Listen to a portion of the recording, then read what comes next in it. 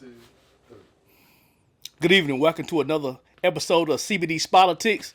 Once again, we coming at you from the Dope Clinic. My man DJ Kazi. Remember to check him out on his YouTube and Facebook page and other social media platforms. Once again, I am your host, Cecil Blunt. I'm coming at you with my esteemed panel, Bobby Fryer and supposed to be Duane Underwood, but we had to fire him, man. The guy, I mean, he ain't showing up on time, so we had to let him go. So we gonna just dedicate this to our buddy Duane, man, fallen soldier. You know, we had to let him go. He can't get here on time, so we got things we got to do. We can't wait on him. Yeah, we CB's politics today. We without the D. You know what I'm saying?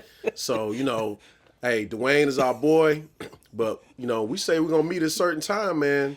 We going to meet. The show going to go on. That's right. So, man, if you're not going to take it serious, man, he out, man. I'm sorry. He got to go. Hey, man, it's been real. Maybe next time in another life, man. He fired. You fired, dog. You got to go. So, we look forward to, working with you in the future on another adventure. But this, hey, man, you can't get in on time, man. I mean, come on. How do I say goodbye to what we had? So, Duane, hey, man, look here. We'll catch you on the side, man. We'll holler at you about what we talked about on the show and what you might have thought you would have said if you was on the show, if you had got here on time. So I know you had your golf game today and you out there on the course having a good time. But we agreed to this time. We based it on all three of us agreeing on a certain time. And I knew as soon as I heard where he was going and what time his tea time was, he ain't gonna make it. So he called me at 9:00 this morning and said he gonna be there. He said he was gonna do it. Now you say you talked to a friend of ours. He said last night. He ain't gonna be here. He ain't gonna make it. So he's gonna. Oh man, my bad. Oh. We had a lot of interesting things to talk about him too. Him being from North Carolina and the things that are going on up there.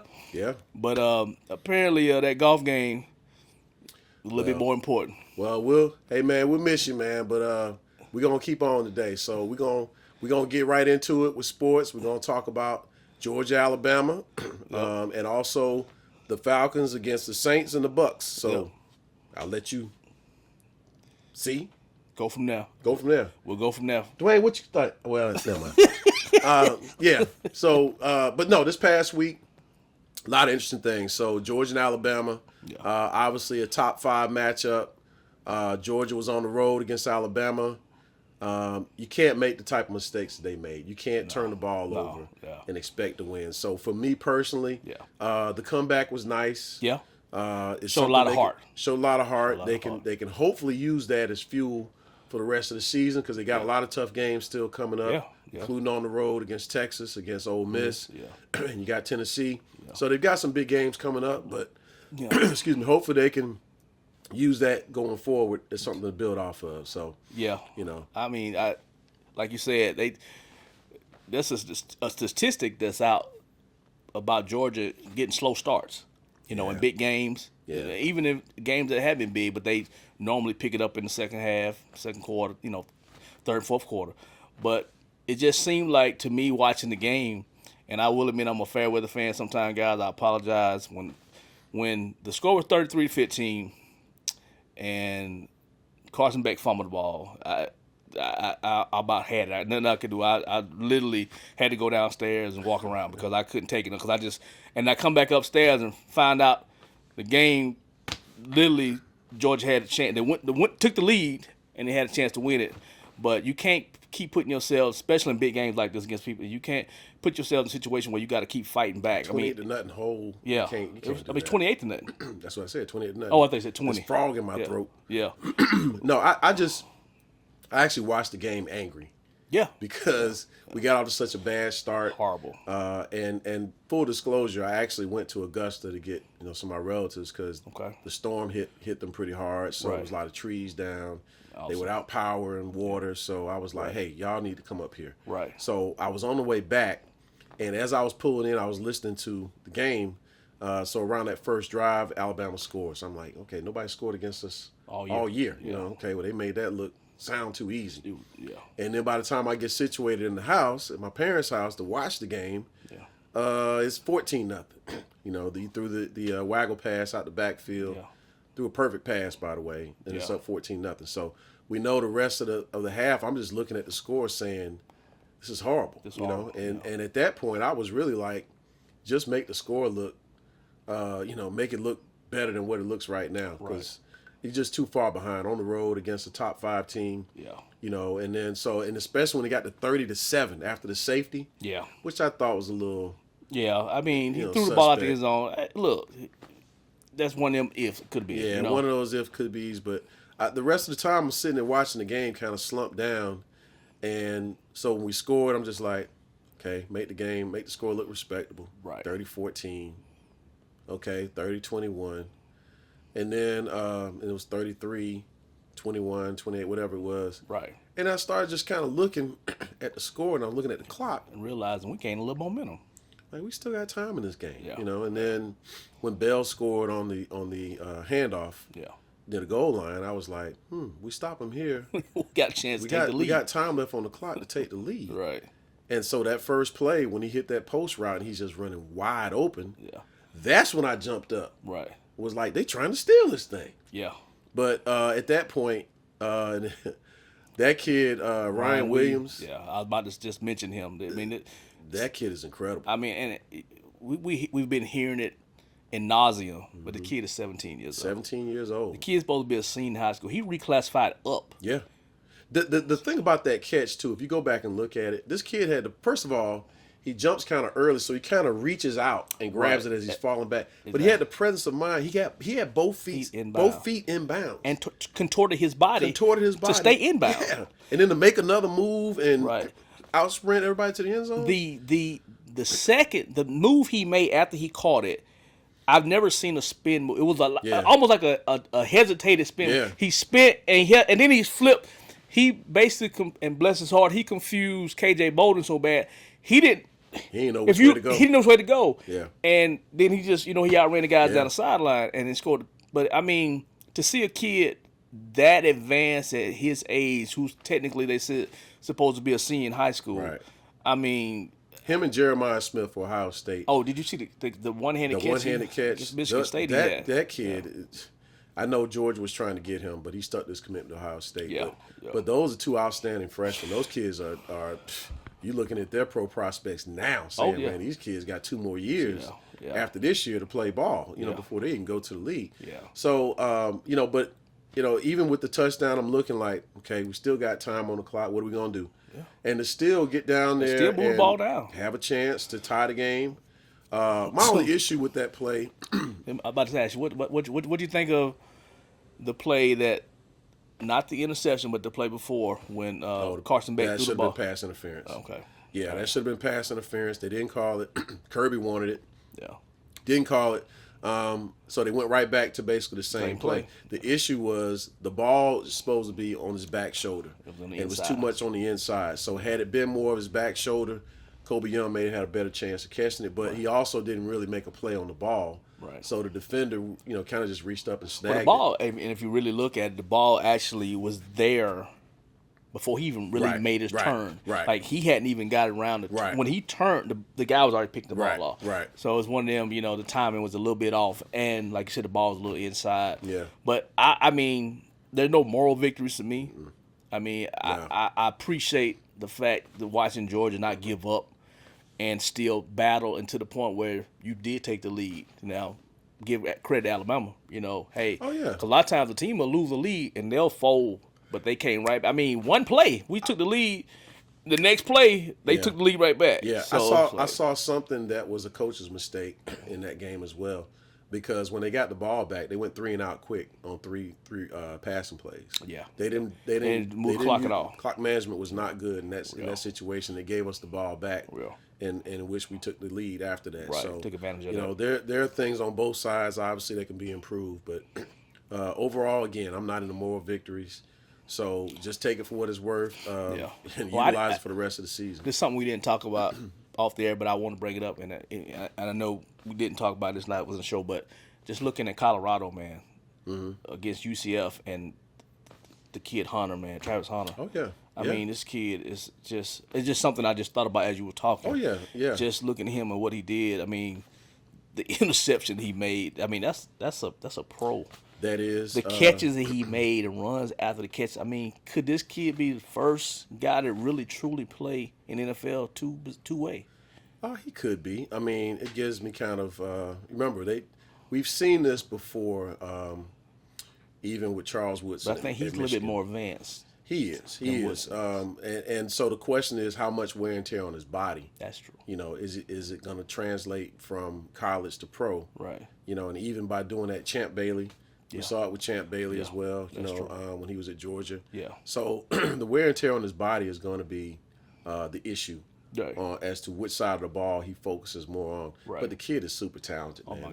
There's no question about it. And, I mean, even looking at Shador, how he's throwing the football. I mean, right now he's got to be, I mean, I would look at him and be the first quarterback. I don't know if he'd be the first pick, period, but he could possibly be the first quarterback coming out in the draft this year. Well, now a lot of the attention is going to Jalen Milroe because of his performance against Georgia. I still don't think he has an NFL arm.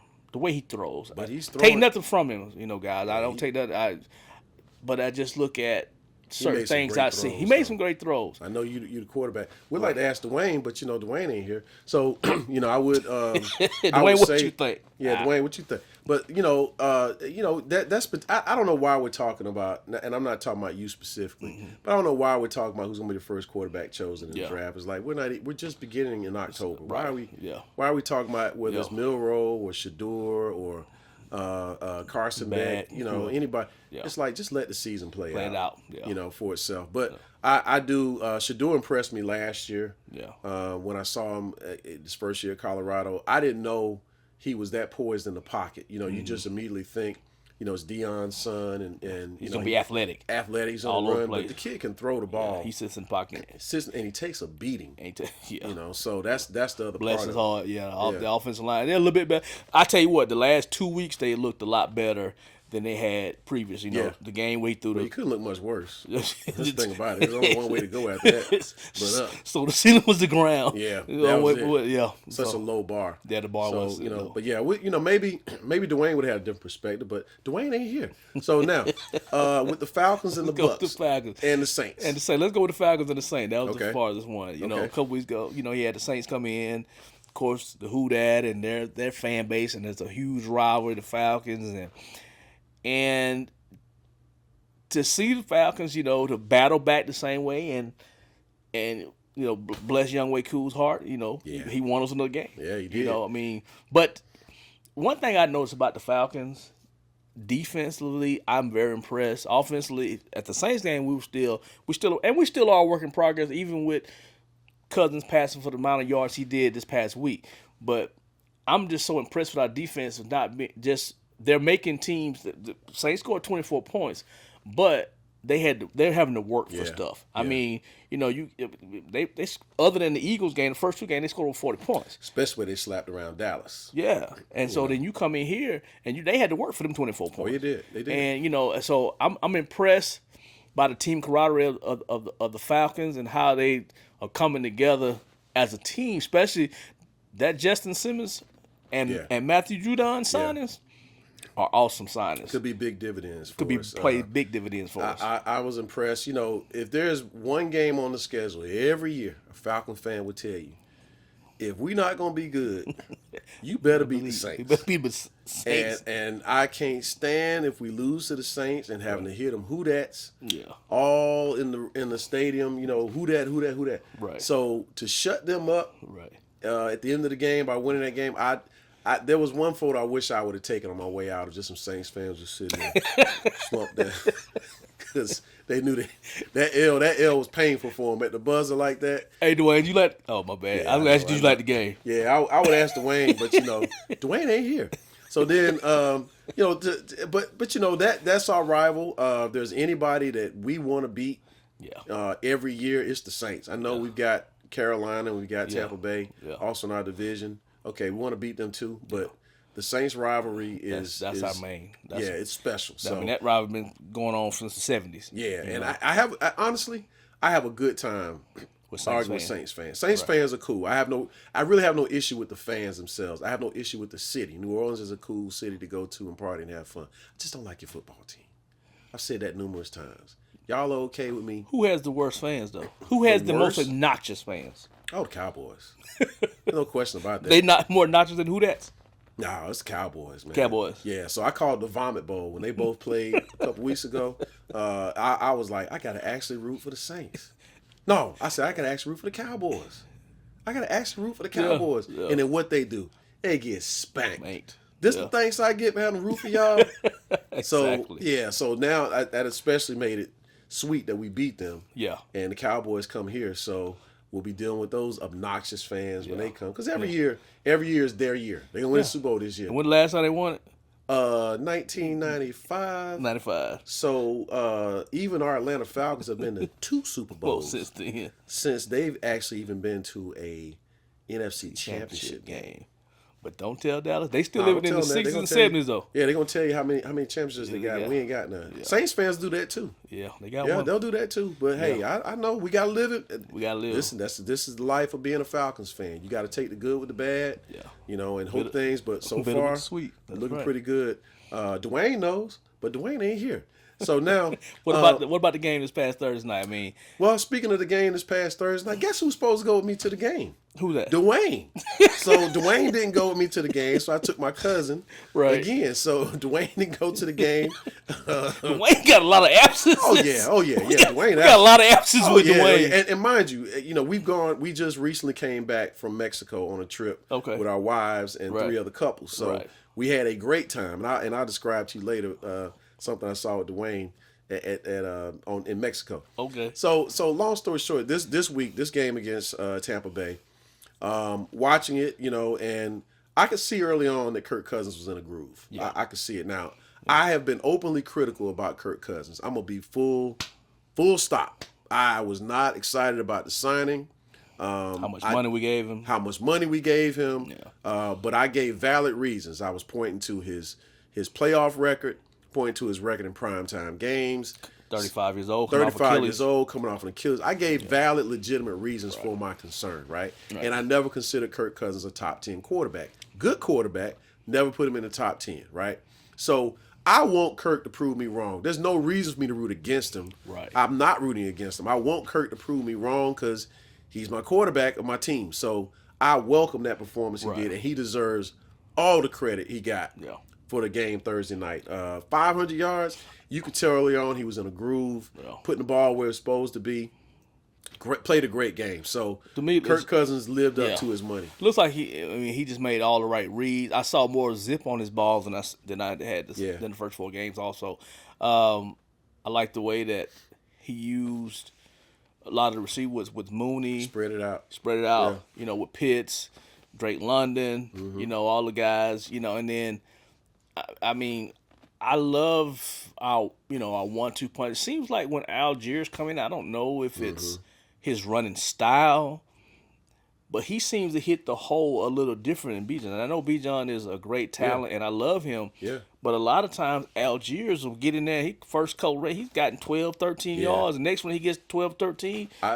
Where I see Bijan is not getting that. Now he started towards the end of the game, get some burst through there, but I think Algiers should get a few more touches than he's been getting. No, I agree, and that's not a slant on Bijan at all. Exactly. I think Robinson needs to figure out a way to integrate both of them in the offense, with getting carries out the backfield. Because Algiers is just a ram. He is a battering ram, and he's not going to do a lot of juking. His lateral movement is not his strength. He's going to find a hole and get through. Find a hole, get there, and go. And speaking of Robinson, I can see from game 1 to game 5, the play calling looks a little different. So maybe he's getting more because this is his first time he ever called plays, especially.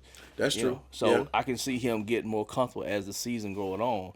And I'm like, okay, because I see some of the play calling he did. I was like, some great play call. Yeah. I mean, some of the things, and I saw Kyle Pitts run his routes.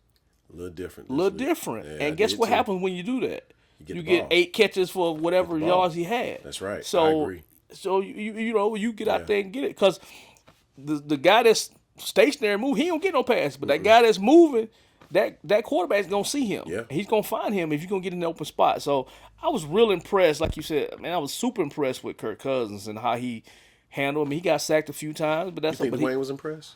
I don't know. I don't know either. I would like to ask him, but he ain't here. So, that's the thing. So, we'll figure it out, man. I don't know. Maybe we'll call Duane. We'll give him a call. But the fact that they stepped up big, especially, right there in the second half. Now, we had I said the 4th and 12 that he threw the interception on, I understood what it, and we talked about that. And I said I understood, like, we're gonna either try to get this first down or we're gonna put up our defensive hole. And exactly what they didn't get the first down and threw the pick. The defense held, and we actually moved them back out of field goal range. And they had a punt. We went down, kicked the field goal. So I'm super impressed with our defense to the point where they bend a little, but they don't break. Well, one thing, we're still not getting to the quarterback. We're still not getting to the quarterback, and that's frustrating. Hopefully that will change. But, as far as that particular play, we talked about that on 4th and 15. I didn't like going forward in that scenario because if you trust your defense, why not punt it away, and get the ball in better field position than what you had. Now, fortunately, and to their credit, they were able to not only make the plays get down the field, but to have the wherewithal to get lined up and to get the clock stopped on time by down the ball with 1 second left. It was 12 seconds when they did it. Yeah. And he threw a slant route and he kept running. Yeah. And like you said, to get the wherewithal where everybody was still lined up perfectly and get that out with 3 seconds ago was awesome. So we're yelling it from the stands like down it. Yeah. But to their credit, they got to the line quick enough, lined up, spiked it, and had 1 second left to play. Koo kicked the ball. I had confidence in Koo, my man Koo. Yeah, because he had missed one and got one blocked. Yeah. So let me ask you a question. I just saw some things earlier today with maybe a small room out there that the Falcons looking to get Devontae Adams. What would you? I don't know what they're looking to give up. Yeah. But I just saw something out there, and I just wanted to throw that tension. It'd be interesting. I don't know if Devontae stretches the field like he used to, because we do need someone to stretch the field vertically. How do you think Mooney's doing for us? No, Mooney's doing the job. Okay. That's the point. Mooney is doing the job. But it can't hurt to have another one. Now, I don't know if cap-wise that would work, or maybe he's considered or if he brought him in, would he be the replacement for someone like Kyle Pitts, who maybe you don't want to pay on his extension? I don't know. Like to ask Duane that, but he ain't here. But so I don't know if that rumor is valid, to do something. Why you laughing, man? It's Duane's fault. Duane, man, how long you been on Duane? I'm sorry, y'all. How long you been on Duane? This boy, he ain't got a bit of sit. Over 40 years. Over 40 years, man. So I tell you what. You know what? We're going to leave it out to the fans, man. Anybody watch the show? Should we give Duane a second chance, man? Let us know if we should give Duane a second chance, or should we fire him on the spot? Let us know. Y'all let us know. Let me get Duane. Let me get Duane. Y'all text Duane. Will y'all see this and see if video? Y'all will, let us know in the boxes. Should we fire Duane? Yeah. Y'all give. It's gonna based on what the fans say, what the people say. If we should fire him, let him go. Y'all let us know. And by the way, if y'all heard any buzzing from my phone, guess who that was calling? Duane. Oh, it was Duane. Yeah, it was Duane. He said he's on his way, y'all. Said he's on his way. But we got to decide whether we just want to go forward as just CBnoDSpolitics or do we want to continue as CBDSpolitics? Exactly. Because, you know what I'm saying, we trying to be on time. You know what I mean? So if we give Duane a second chance, I bet you won't be late no more. I bet you that. Duane, you better get here next time. I bet you that. Bobby gonna give you a hard time, you know that. Yeah. So let me quickly give you what happened. So we were on vacation, real quick, for fall break. We went to Isla Mujeres in Mexico. Right now, this is a couple's trip. This is our second year doing it, and one of my fraternity brothers, his wife she handles everything as far as setting up the trip. Done a great job. Shout out to you, Che, Jocelyn Jackson. So this is where we stayed. Right, really nice complex. We dealt with the hurricane. We got the hurricane first. I was told y'all lost power for 2 days. Right? Didn't have power or running water for 2 days, right? But we actually kind of prepared for the storm on Tuesday because the people on the locals were saying it's supposed to come get us. So it did, and but before that, I had noticed one day, went on the patio area where we were staying and just kind of enjoying the view because we had a great view of the Gulf. Just beautiful, right? So I'm just sitting out there enjoying the weather, just looking out. And Duane and his lovely wife, April, they stayed in this bottom area where they had the bed. It was like a kitchenette and everything, right? So they kind of had really kind of the biggest and the best room. Mm-hmm. Fine, cool. So I'm out there looking, just enjoying the weather, man. And I look down at the pier near the dock. I see like a couple down there. Someone like, is that from our area? Or is that somebody else? So I'm like looking close. Maybe that's Duane and April because I don't see too good from a distance anymore.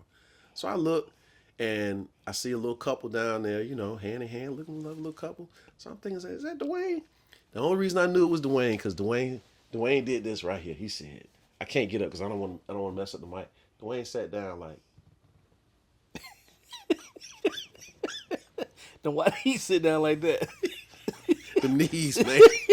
The knees ain't doing too much. So it was kind of like April had to wait. She had to wait for him to sit down. And then she sat on his lap. And I just said, boy, my boy was a great athlete back in the day. And now he's struggling just to sit in the chair. Out there with a beautiful view of the Gulf. He's struggling to sit down. And you know what I did after that? I just said, I got to go outside. I can't watch this disaster. Have this. Yeah, I can't have these kind of memories about my brother. My man was a good athlete back in the day. Oh my goodness. Multi-sport athlete. It's like now my man can barely sit down in the chair. So yeah. Well, Duane, if he was here, he could tell us about it. Yeah. But he's not. Maybe he'll call in. So the thing about it is, when you're not here, we can do the stories how we want to do them. Yeah, that's true. So I bet you won't be late no more. But you won't be late no more. But listen, but y'all decide whether or not Duane should come back. That's right. That's y'all decide. Well, I want to thank you, Bobby. Probably would love to thank Duane, but he's not here. Yeah. So we're gonna wrap it up without him on this episode of CBD's Politics. Once again, I said CB's Politics. CB's Politics. I'm sorry, I apologize. We're taking the D off today. Yeah. If you like, hit the subscribe button, guys. We thank you for your time. Thank you for looking at the show and enjoying it. Appreciate it. Talk to you guys next time. Y'all enjoy. I'll at you. Peace.